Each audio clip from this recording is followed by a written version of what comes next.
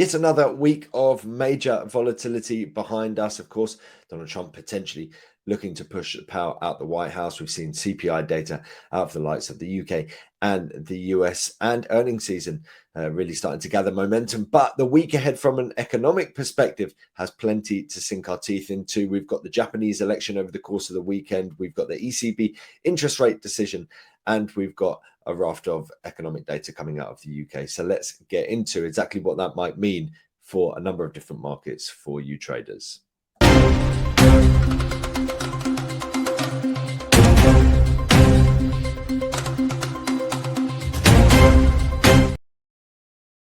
First and foremost, here are the big ticket items according to Trading Economics, kicking off with the RBA meeting minutes on Tuesday. We've got a speech from Fed Chair Jerome Powell. Then on Wednesday, existing home sales coming to the fore. Thursday, things really start to pick up momentum. GfK consumer confidence. We've got the PMI numbers coming out across the globe. Notably, we've got European numbers highlighted, but we have more than just that. And that feeds into the ECB interest rate decisions, expectation that Lagarde and co are going to keep rates steady. But with that, alongside the PMI numbers, it's going to be a big day in terms of gearing our expectations for rates going forward.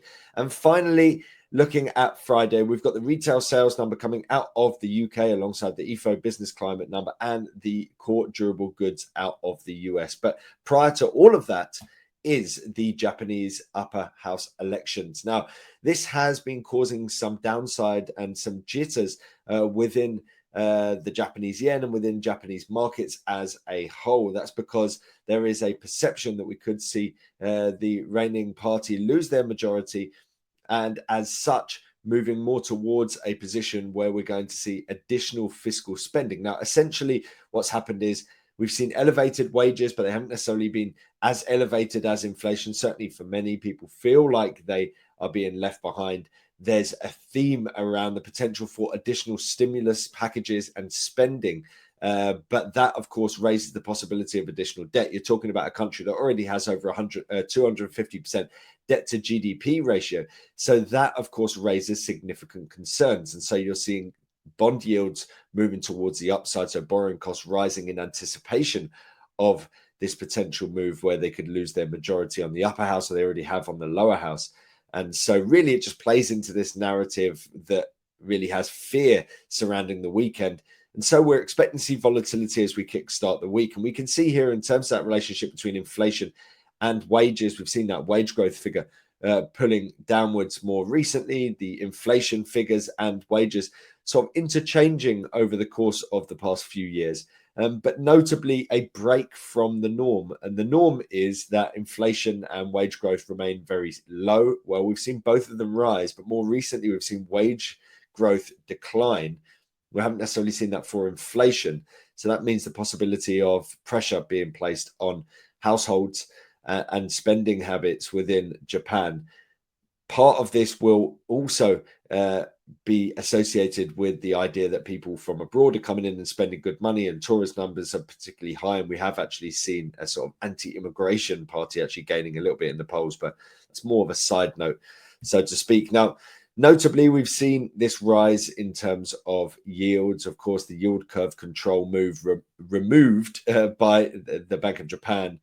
And so this economy that has a huge amount of debt and relies on JGBs and yields to be very low, all of a sudden has sort of untethered it, so to speak. And we can see exactly what's happening. It's just a one-way trajectory, and that is very troublesome for a country that already has a lot of debt that will need servicing from time to time and will happen at a higher rate, which means even more debt. And the relationship between yields, we can see here the 30-year alongside the Japanese yen. This is essentially a yen index rather than yen against one single currency per se. But what we can see here is that we're seeing a close correlation between the two. Now, I've inverted the Japanese yen. So what this means here is that if we see higher yields, we would expect to see a lower Japanese yen. And that's exactly what we have been seeing recently. You can see the rise in this purple line essentially means weakness in terms of the Japanese yen.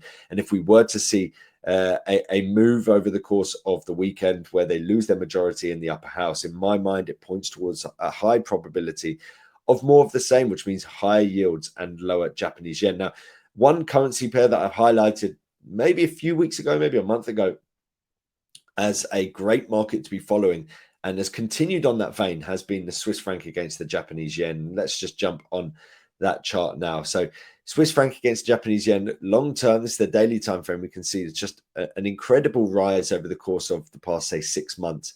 And we're looking to continue that. The pullback that we've seen more recently takes us in towards, I'm sure it'll be a sort of trend line support coming in there, but we've certainly come into Fibonacci support. So we've got the 61.8 Fibonacci level in play, being respected, double bottom formation alongside that. You can see here, certainly, trend lines to an extent have been broken, but I wouldn't necessarily be too concerned unless we break the 183.379 level. Until then, I think there's a good chance that the bulls remain in play. And certainly this recent rally in terms of the Swiss franc against the Japanese yen brings, like I said, that double bottom formation at that 61.8. So now flatlining lows, higher highs, points towards the bulls being back in charge. So a key market to be watching out for as we enter the beginning of next week and expecting some volatility off the back of that upper house election in Japan. Next up, let's look at what's happening in the UK. Now, we come off the back of a week that has really highlighted some significant concerns around the UK economy. Of course, we've already got the backdrop of a sort of black hole in the public finances. So Rachel Reeves is going to have to likely raise taxes off the back of that. We've got 2 consecutive months of negative GDP. And then the week just gone, we also saw higher inflation, higher unemployment, higher claimant count, and weaker wages. So all in all, it points towards a UK economy that is struggling. Now, that comes back into the limelight once again in the week ahead because of the fact that we've got PMIs released on Thursday. And the expectation is that we see stronger manufacturing, but still in contraction, weaker services, but still in expansion. So a sort of narrowing of the two, weaker growth and stronger and an improved sort of shrinking of the manufacturing sector. Sort of trying to work out the best way to say that. So yeah, with the composite number, that's expected to decline, but still remain an expansion of 51.7, which really highlights the sort of reliance on the services sector. Then looking beyond that, you've got consumer confidence, and then you've got retail sales. Retail sales for the month of June released on Friday is an expectation we're going to see improvements after a difficult May. You can see 2% expected on retail sales for the month alone, following minus 2.7 for May. And similar kind of strengths when you strip out some of those more volatile things such as fuel. So the core retail sales expected to point towards a similar kind of thing. Now, in terms of this is not UK inflation, this is retail sales. You can see that dip that we saw last time around in both volume and value of retail sales. But there's an expectation that it's going to pick up this month around. So keep an eye out on this data alongside the PMIs. I think the PMI is arguably going to be even more important. It certainly gives us an idea of the sort of direction of travel for the UK economy right now, at a time where, of course, we've been already seeing signs that it's really struggling. Now, in terms of, let's just jump onto the chart. This is Euro Sterling. It's a chart that we've sort of talked about over recent months. And this uptrend has been playing out very well. We were talking about it much lower than where it is at the moment, saying that it's a good chance that we've bottomed out once again here, which is exactly what has happened. So very clear uptrend in play here. Weakness in terms of the pound. That comes despite the fact that, of course, we saw that higher inflation gauge. So you might think, well, highest inflation of all G7 nations, that means that the Bank of England can't do much. Meanwhile, the ECB have cut a huge amount and probably will cut again soon enough. But bear in mind, a lot of the time, these relationships happen according to relatives. So the relative rates of one versus the other. ECB have kind of done everything already. They will likely do more, but how much more is questionable. The Bank of England's kind of got everything ahead of it.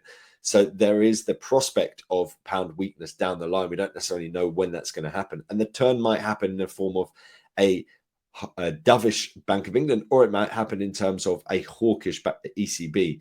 But either way, soon enough, one of those is going to have to pivot in that direction. So market's kind of front running that, so to speak. At the moment, we can see that the pullback that's been evident over part of the week just gone has maybe ended. Let's just look at the 4-hour chart. I mean, it's essentially, in my mind, a retracement here before we see the bulls back in play. So we've come into this towards the 61.8. We are sort of weakening a little bit in the current candle. I'm not necessarily going to say that we have bottomed out, because we might, for all I know, come back into the 61.8, might come back into the 76.4. But I do see this as an area where the bulls will return. And so unless we see 85968, that swing low from the 7th of July, breached, then the current pullback, in my mind, looks to be a retracement rather than a reversal, with the bulls still in charge for euro sterling. And then finally, I wanted to quickly bring up some content about the ECB. Now, of course, the ECB and the Eurozone will be really in the limelight this week. ECB interest rate decision on Thursday. Markets expect them to keep rates steady. The PMI numbers released over the course of the day. And arguably, the PMI numbers might be more important than the ECB. Ultimately, there has been a huge amount of easing already under the ECB.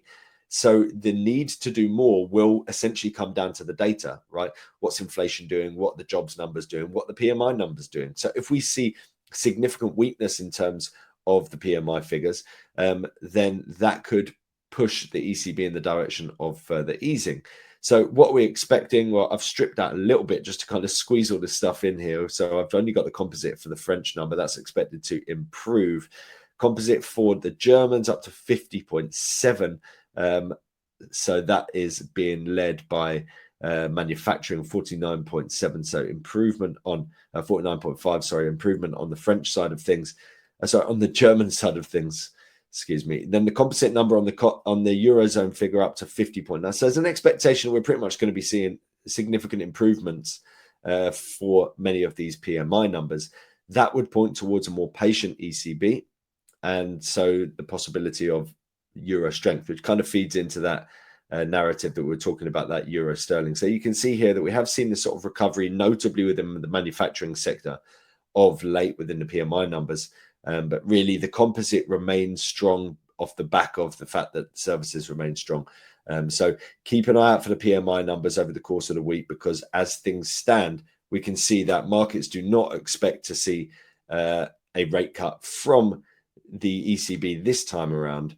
But there is a perception that we could start to see things move once again towards the back end of the year. Will it be September, October, December? Remains to be seen. Certainly, markets pricing a 40% chance of a rate cut in September. So still the outside chance that things start to move. And so between the economic data and the ECB meeting, it should give us a greater idea of where we go from here. Arguably, when it comes down to economic data being strong or weak and how that influences the markets, I think the idea of another rate cut, it comes because of significant economic weakness. Don't necessarily think that's ideal for markets. And when we're talking about, say, the DAX, let's bring up the DAX here. If we're talking about the DAX, it has been doing very well. It's the daily time frame. Sort of we've rallied into record highs and then sort of stuttering a bit once again here. But certainly I think, in my mind, that as long as we see the economic data relatively strong, I think it's a good news story for the DAX. And when you're looking at rate cuts from the ECB, they would be helpful, but we've already seen a lot of it. And the idea is that rate cuts then lead to a stronger economy, right? So we've seen the rate cuts. We need to see a strengthening of the economy, especially when there's an over-reliance on domestic economies rather than just relying on, say, the strength of a nation they're exporting to vis-a-vis the US. So in terms of the shorter time frames, we can see here that the trend that has been playing out recently is, let's see if I'm not actually going to put all of the fib levels on, but we can see here. So essentially, you're seeing sort of retracement after retracement. This more recent move comes into the deep fib retracement, then rallies. We're now pulling back. In my mind, I think this is going to be a short-term pullback before the bulls come back into play. Of course, at the end of the week that is coming, we're going to likely be more fearful around a breakdown in trade relations, because we'll be ever closer to that 1st of August deadline. And so there'll be question marks about, is there, a significant headwind coming? And that may be the case, or maybe they strike a trade agreement. That remains to be seen. Certainly, as things stand, I wouldn't be surprised to see the bulls come back into play, but a lot of it might come down to quite what happens in terms of those trade relations with the US. I hope that's been useful. Other than that, follow me on Twitter and subscribe, follow the account here on YouTube. My name's Josh Mahony, Chief Market Analyst at Scope Markets. Have a great day and good luck trading for your week ahead.